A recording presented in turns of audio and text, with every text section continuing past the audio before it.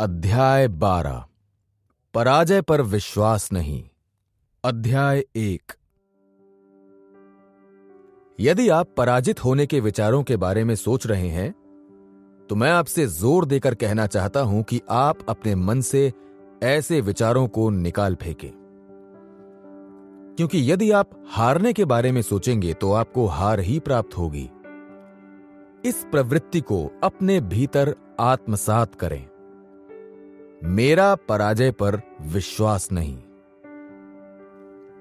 मैं आपको कुछ ऐसे लोगों के बारे में बताना चाहता हूं जिन्होंने इस दर्शन शास्त्र को प्रभावशाली ढंग से अपने जीवन में अपनाकर उत्कृष्ट परिणामों को प्राप्त किया और उन तरीकों व सूत्रों की व्याख्या भी की जिनका उन्होंने सफलतापूर्वक इस्तेमाल भी किया। यदि आप इन घटनाओं को सावधानीपूर्वक एवं इन पर विचार कर पढ़ेंगे और इन पर उसी तरह विश्वास करेंगे जैसे कि उन्होंने किया तथा सकारात्मक सोच रखकर इन तकनीकों को स्वयं के लिए भी परिचालित करेंगे तो आप भी जीवन में मिलने वाली किसी भी पराजय को विजय में बदलने में कामयाब होंगे जो आपको वर्तमान में अपेक्षित लग रही है। मैं आशा करता हूं कि आप बाधाओं का रोना रोने वाले इंसान नहीं हैं जिसके बारे में मैंने आपसे कहा था।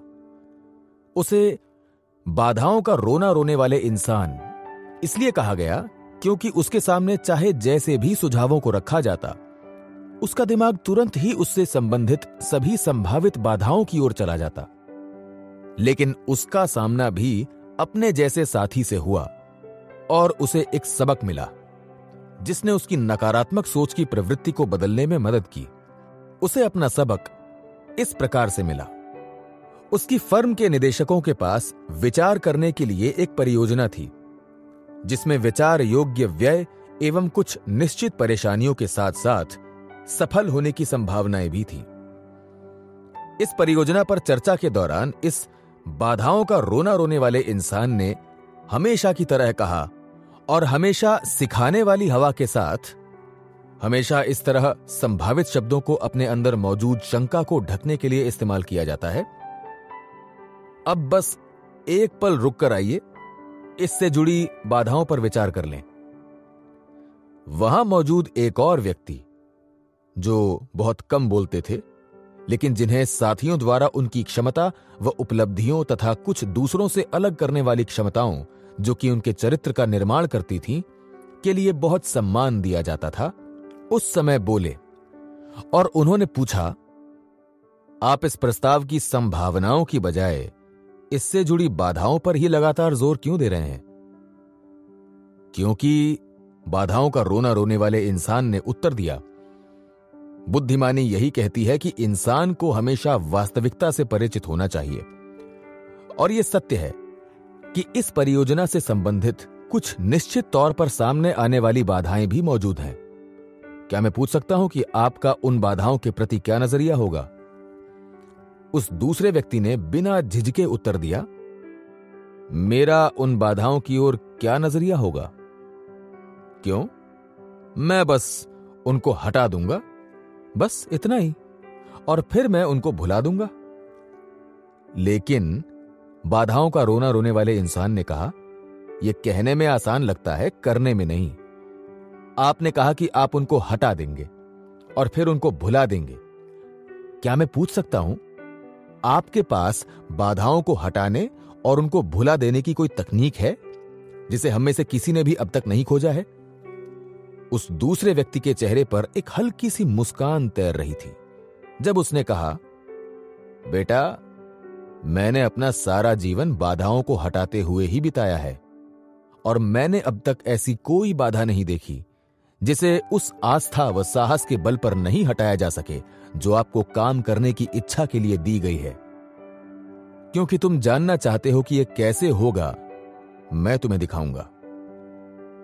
फिर उसने अपना हाथ अपनी जेब में डाला और उसमें से अपना पर्स निकाला जिसके अंदर एक कार्ड रखा हुआ था जिस पर कुछ शब्द लिखे हुए थे।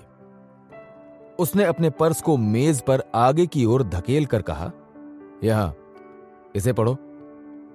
यह मेरा सूत्र है और मुझे अपना वो गाना व नाच मत दिखाना कि यह भी काम नहीं करता।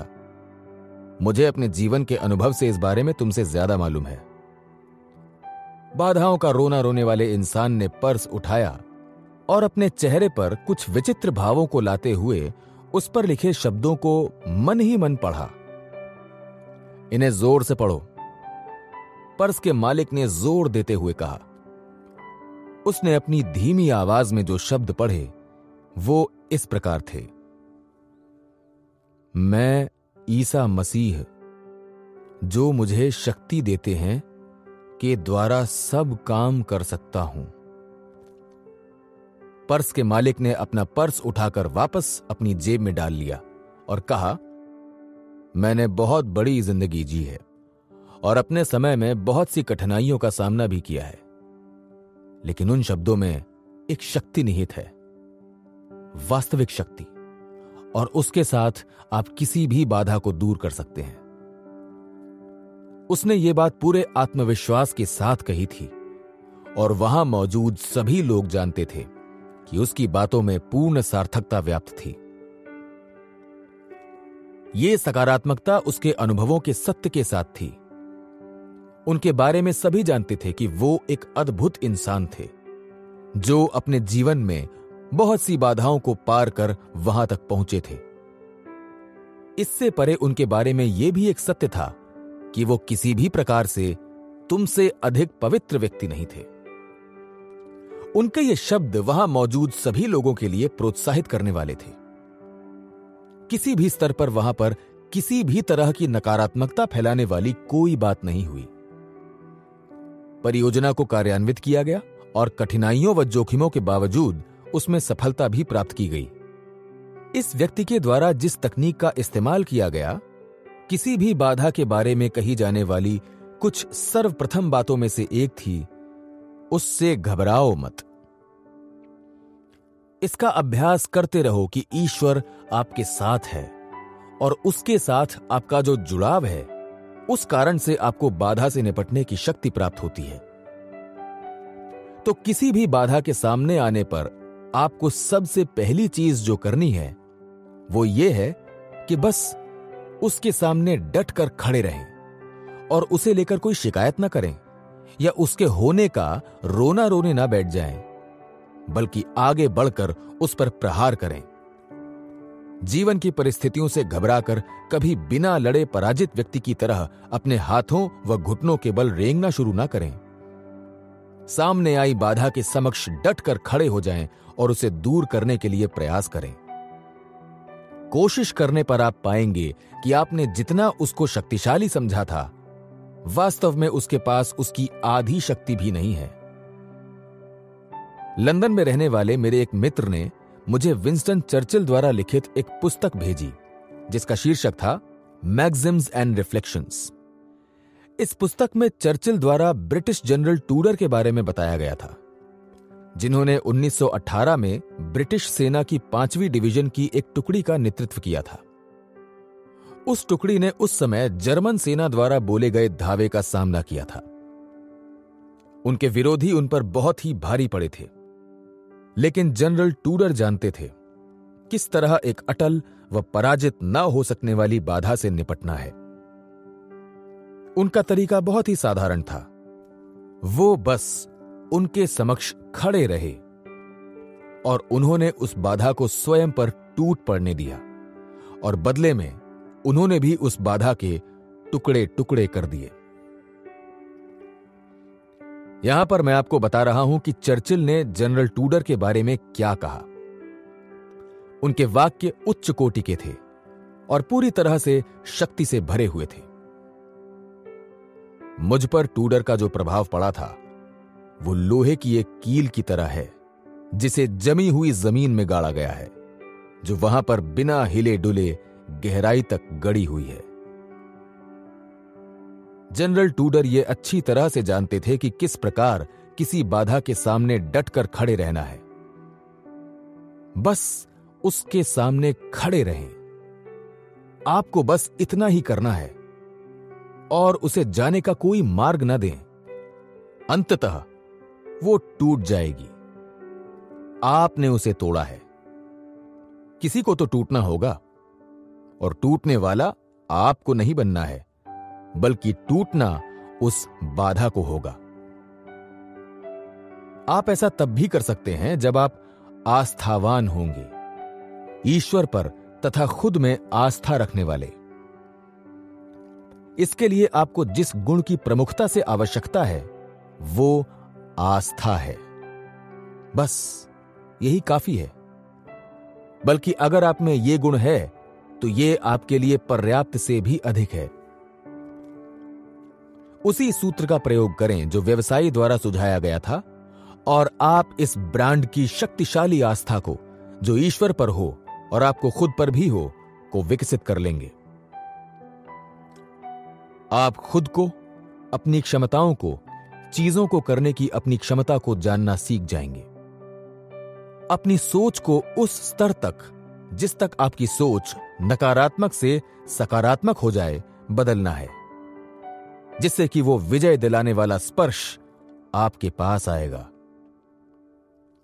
फिर इस निश्चितता के साथ आप अपने आप से यह कह सकते हैं कि किसी भी या सभी परिस्थितियों में मुझे अच्छी तरह से मालूम है।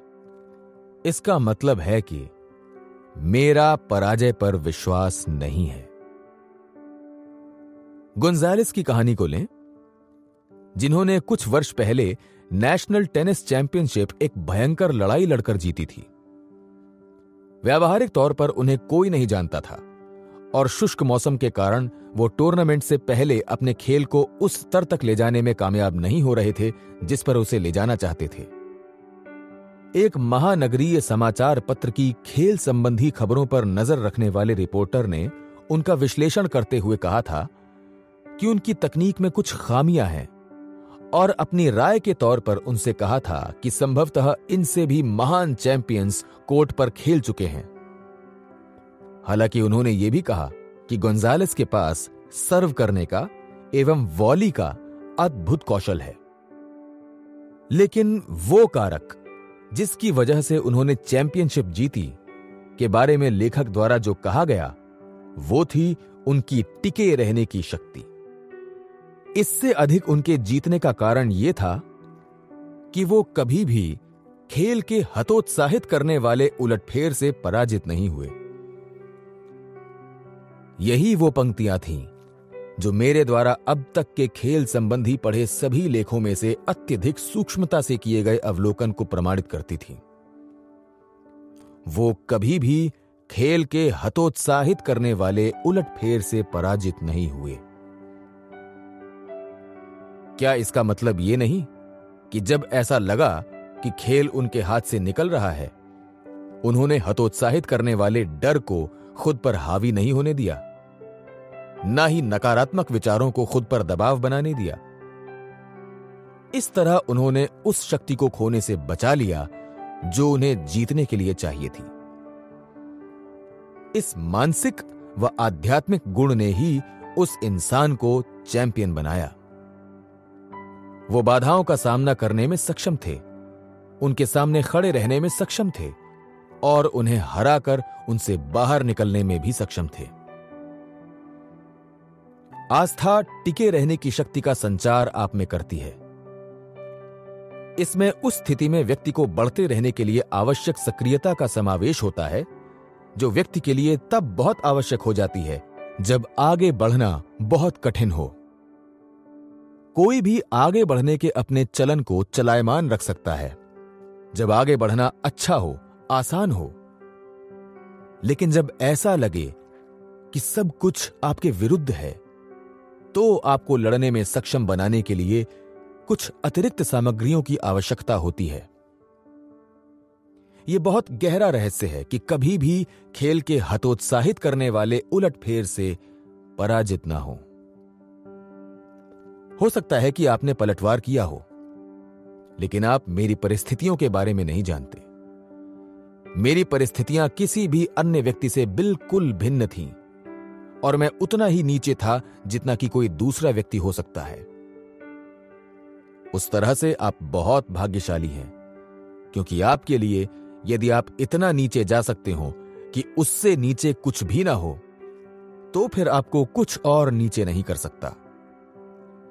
उस स्थिति से आप केवल एक ही दिशा का चुनाव कर सकते हैं, और वो है ऊपर बढ़ना। इसलिए आपकी स्थिति काफी प्रोत्साहित करने वाली है। हालांकि मुझे इस बात की चिंता है कि आपको यह नहीं सोचना चाहिए कि आप एक ऐसी स्थिति में थे जिसमें कोई दूसरा पहले कभी नहीं रहा होगा। वैसी कोई स्थिति होगी ही नहीं। व्यावहारिक तौर पर बात करें तो ऐसी केवल कुछ ही लोगों की कहानियां हैं, और उन सभी पर पहले ही बात हो चुकी है। यह एक अटल सत्य है जिसे आपको कभी नहीं भूलना चाहिए। ऐसे लोग हैं जो सभी तरह की संभावित कठिन परिस्थितियों से बाहर निकल कर आए हैं। यहां तक कि इसमें वो परिस्थिति भी शामिल है जिसमें आप खुद को अब देख रहे हैं और जिसमें आप खुद को असहाय महसूस कर रहे हैं। ऐसा ही कुछ इस परिस्थिति में फंसे दूसरे लोगों ने भी महसूस किया होगा, लेकिन उन्होंने उसमें से निकलने का रास्ता खोजा, एक मार्ग, उससे गुजरने की राह। इस कार्य का एक सबसे प्रेरणादायक उदाहरण आमोस पैरिश की कहानी है, जो हर साल 2 बार अनेक बड़े बड़े डिपार्टमेंट स्टोर के एग्जीक्यूटिव्स एवं स्टाइल विशेषज्ञों को 2 बड़े क्लिनिक्स, जिनका आयोजन न्यूयॉर्क शहर में स्थित वॉल्डॉर्फ एस्टोरिया होटल के ग्रैंड बॉलरूम में किया जाता है, एक साथ लेकर आते हैं। उन क्लिनिक्स पर मिस्टर पैरिश व्यापारियों व उनके सहयोगियों को व्यवसाय के चलन, व्यापार, बिक्री करने के तरीके तथा उनके व्यवसाय को चलाने के लिए आवश्यक अन्य विषयों के बारे में सलाह देते हैं। हालांकि मैं बड़ी संख्या में उनके क्लिनिक्स में शिरकत कर चुका हूं, मैं इस बात से पूरी तरह प्रभावित हूं कि मिस्टर पैरिश द्वारा अपने पास आए लोगों को जो सबसे अधिक मूल्यवान वस्तु प्रेषित की जाती है, वो है साहस व सकारात्मक सोच, अपने आप में पूरा विश्वास, और यह विश्वास कि वो अपनी किसी भी कठिनाई से उबरने की क्षमता रखते हैं। उनके द्वारा जिस दर्शन शास्त्र को सिखाया जाता है, वो खुद उसके जीते जागते उदाहरण हैं। बचपन में वो हमेशा एक बीमार व कमजोर बालक थे। इससे भी अधिक उनको हकलाने की समस्या थी। वो बहुत संवेदनशील व हीन भावना से ग्रसित थे। उस समय उनके बारे में माना जाता था कि अपनी शारीरिक कमजोरी के कारण वो अधिक दिनों तक जीवित नहीं रहेंगे। लेकिन एक दिन आमोस पैरिश को एक आध्यात्मिक अनुभव हुआ।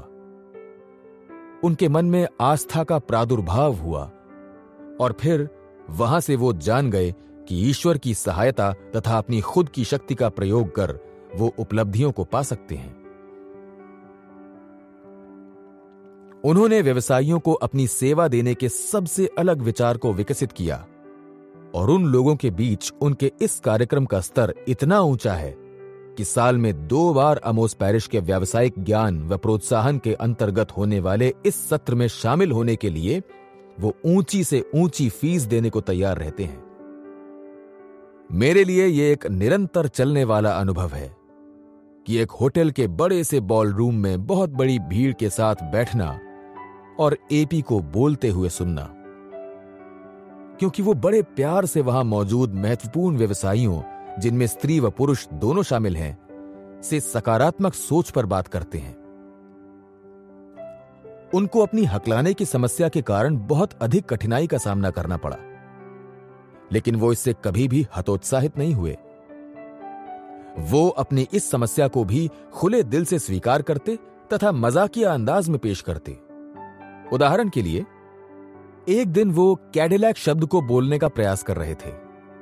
उन्होंने उसे बोलने का प्रयास कई बार किया, लेकिन हर बार असफल रहे, और अंततः उन्होंने बहुत अधिक शक्ति लगाकर उसे बोला। फिर उन्होंने इस पर टिप्पणी करते हुए कहा, मैं का कैडिलैक को बोल भी नहीं पा रहा हूं, चलो एक को खरीद लेते हैं। वहां मौजूद सभी लोग उनकी बात सुनकर हंसी से लोटपोट हो गए।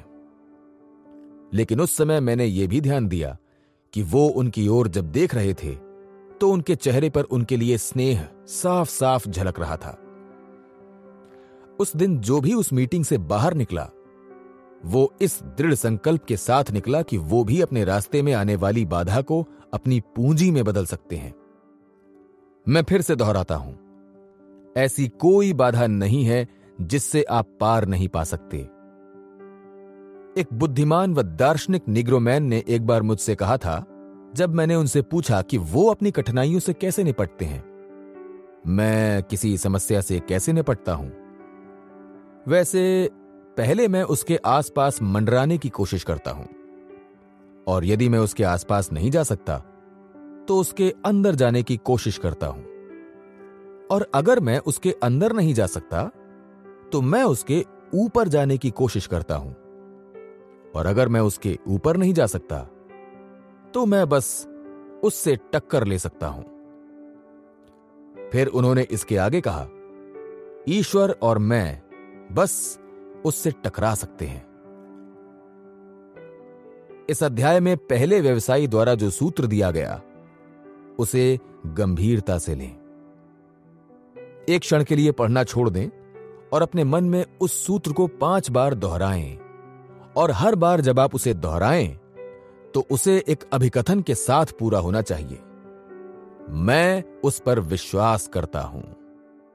यहां उस सूत्र को फिर से दे रहा हूं, मैं ईसा मसीह के द्वारा सभी चीजें कर सकता हूं जिसने मुझे शक्ति प्रदान की है। इसे प्रतिदिन 5 बार कहें और यह आपके मन में अपराजित शक्ति को प्रसारित करेगा। आपका अवचेतन मन, जो हमेशा ही किसी भी बदलाव पर नाराजगी दिखाता है, संभव है कि आपसे कहे, तुम ऐसी किसी चीज पर विश्वास नहीं करते। लेकिन याद रखें, आपका अवचेतन मन एक तरह से इस दुनिया का सबसे बड़ा झूठ भी है। यह आपके साथ सहमत होता है और आपकी खुद की क्षमता के बारे में आपको जो भी गलतफहमियां हैं, उनकी ओर आपको वापस धकेलता है। आपने अपने अवचेतन मन में एक नकारात्मक सोच को पाल रखा है और यह आपको उसी गलती की ओर वापस ले जाता है। तो अपने अवचेतन में बदलाव लाएं और उससे कहें, अब तुम मेरी बात सुनो, मैं इस पर विश्वास करता या करती हूं। मैं जोर देकर तुम्हें कहता या कहती हूं कि तुम भी इस पर विश्वास करो। तुम अपने अवचेतन मन से इस सकारात्मकता के साथ बात करोगे तो कुछ समय में वो भी आपकी सोच से सहमत हो जाएगा। इसका एक कारण यह है क्योंकि अब तुम उसे अपने सकारात्मक विचारों से भर रहे हो। दूसरे शब्दों में, तुम अंततः अपने अवचेतन मन को भी सत्य से अवगत करा रहे हो। कुछ समय के पश्चात तुम्हारा अवचेतन मन भी तुम्हें उसी सत्य को वापस भेजने लगेगा जिससे तुमने उसे भरा है। सत्य यह होगा कि ईसा मसीह की कृपा से ऐसी कोई बाधा नहीं है जिससे तुम पार नहीं पा सकते। अपने अवचेतन मन को चारित्रिक तौर पर सकारात्मक बनाने का एक प्रभावशाली तरीका यह है कि आप अपने मन से उन कुछ विशेष प्रकार के विचारों व बातों को हटा दें जिन्हें हम थोड़ा नकारात्मक कहते हैं। थोड़ा नकारात्मक कहलाने वाले ये विचार औसतन व्यक्तियों के बीच होने वाली बातचीत में कोलाहल उत्पन्न कर देते हैं, और वैसे तो इनमें से प्रत्येक का अगर अलग अलग अवलोकन किया जाए तो ये गैर महत्वपूर्ण ही प्रतीत होते हैं। लेकिन संपूर्ण तौर पर इस तरह के सोच का प्रभाव मन पर नकारात्मक ही पड़ता है। जब पहली बार इस तरह के थोड़ा नकारात्मक विचार मेरे मन में आए तो मैंने स्वयं ही अपनी बातचीत से संबंधित बातों का अवलोकन करना आरंभ कर दिया। उससे मुझे जो कुछ पता चला उसने मुझे आश्चर्यचकित कर दिया। मैंने पाया कि मैं इस तरह के वाक्यों का प्रयोग करने लगा था, मुझे डर लग रहा है कि मुझे देर हो जाएगी, या मुझे चिंता है कि कहीं मेरे टायर पंक्चर ना हो जाएं, या मुझे नहीं लगता कि मैं ये कर सकता हूं, या मुझे ये काम कभी नहीं मिलेगा। अभी करने के लिए बहुत कुछ है, अगर कुछ गलत हो भी जाता है तो मैं ये कह पाता, ओह, मैंने कुछ ऐसा होने के बारे में ही सोचा था। या फिर से मैं आसमान में कुछ बादलों का अवलोकन कर सकता था और उदास होकर कहता, मुझे पता था कि आज बारिश होने वाली है। इसमें कोई शक नहीं कि ये विचार थोड़े नकारात्मक हैं, और इसमें भी संदेह नहीं कि एक छोटे विचार से बड़ा विचार अधिक शक्तिशाली होता है। लेकिन यह भी कभी नहीं भूलना चाहिए कि छोटा सा बीज फल बीज के विकसित होने पर शक्तिशाली शाह बलूत बनता है। और यदि थोड़े नकारात्मक विचारों का एक समूह आपकी बातचीत में एकत्रित होता है, वो आपके दिमाग में रिसने के लिए बाध्य होते हैं। ये आश्चर्यजनक होता है कि किस प्रकार वो बड़ी संख्या में संचित होते रहते हैं, और वर्तमान में इससे पहले कि आपको पता चले वो बड़ी नकारात्मकता में विकसित हो जाएंगे। अतः मेरा थोड़े नकारात्मक पर काम करना और उन्हें अपनी बातचीत के लहजे से बाहर करना तय है। मैंने खोजा कि उनको हटाने का सबसे बेहतर तरीका यह था कि सोच समझकर सभी चीजों के बारे में केवल सकारात्मक बातें ही कही जाएं। जब आप दृढ़तापूर्वक बार बार ये दोहराते रहते हैं कि सभी काम ठीक ढंग से होंगे, ये कि आप काम ठीक से कर सकते हैं, ये कि आपकी गाड़ी का टायर पंक्चर नहीं होगा, कि आप कहीं समय पर पहुंच जाएंगे, अच्छे परिणामों के बारे में बात करके आप सकारात्मक प्रभाव के सिद्धांत को आमंत्रित करते हैं, तो आपको अच्छे परिणाम ही प्राप्त होते हैं। आपके सभी काम ठीक होते चले जाते हैं।